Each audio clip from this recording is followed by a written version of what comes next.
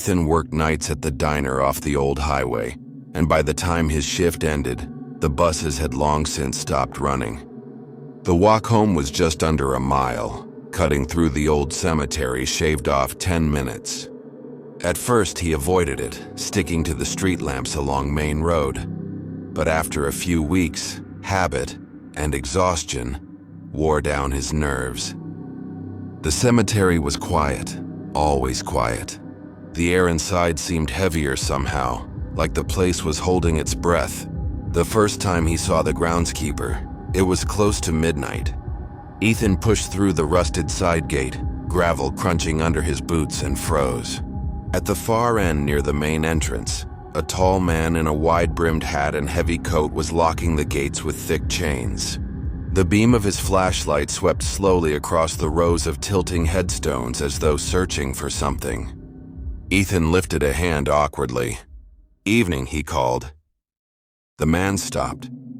The flashlight beam froze on the grass. Then slowly, the groundskeeper turned his head toward Ethan. Even at a distance, under the weak yellow glow of the lamp, his face was pale, expression blank, eyes unreadable. He didn't wave back, didn't speak.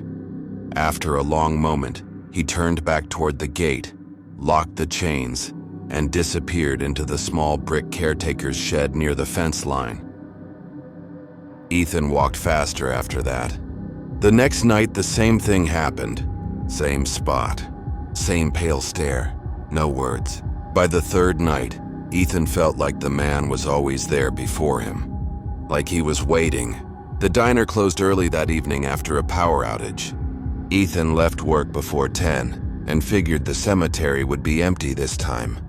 But as he approached the gate, there the man was, standing perfectly still near the fence, watching. Ethan slowed. "Hey," he said, "you work here every night?" The man turned toward him with that same hollow stare, then nodded once. No sound. No footsteps when he shifted. The fog drifting through the graves seemed to thicken as Ethan hurried out the far side gate. The next morning, he mentioned it to Mike, one of the diner regulars. Mike frowned. "Groundskeeper?" he said. "Place hasn't had one since Henry died, heart attack, right there on the property." He pointed to the yellowed newspaper clipping taped behind the counter. "Local man dies on the job," it read. The photo beneath showed the same pale face, same wide-brimmed hat. That night, Ethan told himself he'd take the long way home. He really did mean to. But the cold cut deep through his jacket, and the thought of saving 10 minutes overruled his unease. The cemetery was thick with fog when he pushed open the side gate. The lamp near the caretaker's shed flickered weakly, and there, near the main entrance, stood the man in the wide-brimmed hat. Facing the road this time, Ethan froze. The man didn't move, didn't blink. Ethan backed slowly out the gate, heart hammering. As he turned down the street, the beam of the man's flashlight followed him through the bars. Silent, unmoving. The next night, Ethan avoided the cemetery entirely, took the long way home under the buzzing street lamps. But when he passed the gates, he couldn't help glancing through. The man stood just inside the fence, hat dripping with rain, hands gripping the bars, watching. Ethan didn't take the shortcut again, but sometimes passing by on his way home, he'd see the light burning near the caretaker's shed. See the pale face just beyond the gates, waiting, and every time, the beam from the flashlight followed him all the way down the road until he was out of sight. The angel statue stood in the oldest part of the cemetery, where the grass grew wild between leaning headstones and the iron fence sagged with rust. It was taller than a man, wings spread halfway as though about to lift into the air, face bowed toward the ground in eternal grief. Time had weathered its surface, cracks snaked down its arms, moss clung to the base, and the inscription at its feet had worn smooth long ago. Locals said it wept at midnight. Some claimed they'd seen muddy tears streaking its face under moonlight. Others swore the statue moved when you weren't looking, whispered things if you stood too close. Most people laughed it off as small-town ghost stories, but Amanda, Eric, Jenna, and Mark decided to find out for themselves. They were 20, bored, and had grown up hearing the legend whispered at bonfires and sleepovers. So one cold Saturday night, they piled into Mark's car with flashlights, energy drinks, and enough bravado to hide the unease prickling their skin. The cemetery was still when they arrived. The kind of stillness that felt like a held breath. Wind rattled the main gates but died the moment they stepped inside, replaced by the crunch of gravel under their shoes and the faint creak of tree limbs overhead. The path wound through rows of crooked headstones toward the hill where the angel stood under the gnarled branches of a leafless oak. Its face caught the beam of Amanda's flashlight first, pale stone glowing faintly in the dark. The statue loomed over them as they climbed the slope, arms open, head tilted in sorrow toward the graves below. "Not crying," Amanda said, voice echoing too loud in the stillness. "Guess the legend's fake." Eric circled it slowly, phone recording as his light crawled across its cracked surface. Mark climbed the last few steps to stand beside it, grinning like he was posing for a picture.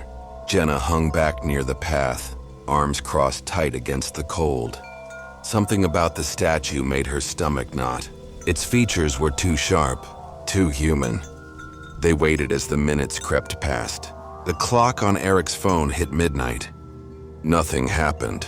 Amanda laughed, relief loosening her shoulders. Then Jenna gasped. A thin streak of wetness glistened down the statue's cheek in the beam of her flashlight. "Condensation," Eric said quickly, but his voice lacked conviction. Another drop slid from the corner of the statue's eye. Then another. The water left faint brown trails down the stone face as though it bled rust. Mark stepped closer.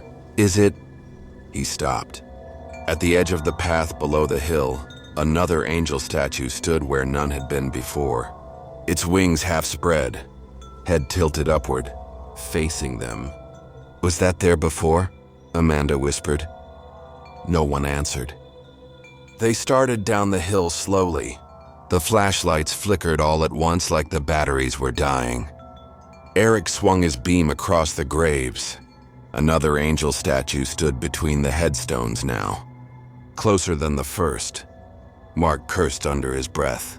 The beam of his light shook as he swept it across the cemetery. Dozens of statues now, all facing the hill. None of them had been there when they arrived. Jenna backed toward the gate. Her light caught one statue's face, mouth open as though frozen mid-scream. Another's arm stretched forward like it was reaching for her. The friends ran. Their lights cut wild paths through the dark, catching glimpses of stone faces in every direction. Some were closer now. Some had moved. Amanda tripped near the gates. Eric grabbed her arm, yanking her up, swearing one of the statues had been farther back seconds ago. Now it stood inches closer, head turned toward them. They didn't stop until they reached the car. The headlights carved twin beams across the gravestones as Mark started the engine with shaking hands. Something moved in the tree line. Statues shifting silently, slowly, as though the night itself carried them forward. The friends sped away. The next morning, police found the car abandoned by the roadside. Doors open. Keys still in the ignition. Headlights dead in the daylight. No sign of the four anywhere. Back at the cemetery, the angel at the top of the hill had changed. Its arms, once open in grief, now wrapped tightly around four new stone figures kneeling at its base, each with terror etched forever across their faces. The back section of Hollow Pine Cemetery never felt right to the groundskeepers. The older parts had history, weathered headstones leaning under oak trees, paths worn smooth by decades of mourners, names almost erased by time. But the new section, tucked near the tree line where the ground sloped unevenly, always felt unfinished, like the earth itself didn't want to hold on to anything buried there, especially Grave 47. The first time it happened, the crew thought it was teenagers. It was after a burial on a Friday. The family had gone home, the flowers already starting to sag under the summer sun. By Monday morning, the soil over grave 47 had collapsed inward, leaving the coffin lid exposed like a broken tooth in the dirt. The groundskeeper cursed about vandals, grabbed his shovel and filled it again, packing the earth down hard enough to hurt his shoulders. But 2 days later, it had sunk again. By the third time, they started locking the gates at sundown. No cars, no visitors, no way in or out after dark. It didn't matter. The grave collapsed again anyway. The caretaker, Harris, finally decided to stay overnight. He was a big man, gruff from years of digging and mowing and chasing off bored teenagers. He told the others he was going to catch whoever was sneaking in. But the others noticed the way he avoided looking toward the back fence when he said it. He brought a folding chair, a lantern, and a thermos of black coffee. Set it all up under the shadow of a crooked oak, facing the newest row of graves. The cemetery was silent after dark, the kind of silence that makes your ears ring. Even the wind seemed to avoid the place. Hours passed. The moon climbed higher. Harris sipped his coffee, boots planted in the dirt, eyes on grave 47. At midnight, the air changed. The night felt heavier somehow, as though the dark had thickened between the trees. Harris leaned forward in his chair. The mound of fresh dirt trembled once, just a shiver through the soil. He froze. Another shiver. Then the dirt began to sink, collapsing inward like something beneath was pulling it down. Within minutes, the coffin lid gleamed pale under the moonlight. Harris gripped his shovel, knuckles white. The wood creaked faintly. Then the coffin lid slid sideways from inside. Fingers gripped the edge. Pale. Long. Too long. Something began to climb out. Slowly. Awkwardly, like it had forgotten how its limbs were supposed to work. Harris stumbled back, lantern shaking so hard its light danced wildly across the graves. The figure pulled itself free of the hole. Tall, thin, clothes clinging in damp shreds, face turned toward the woods beyond the fence. It didn't look at him, didn't make a sound. Just dragged itself out of the grave like it had somewhere it needed to be. Then it walked away into the trees, coffin lid scraping behind it through the grass. By dawn, grave 47 was empty. Completely empty. No coffin. No body. No sign anything had ever been buried there at all. Harris quit the next day. Over the years, grave 47 was filled again and again. 16 burials. 16 times the earth gave them back.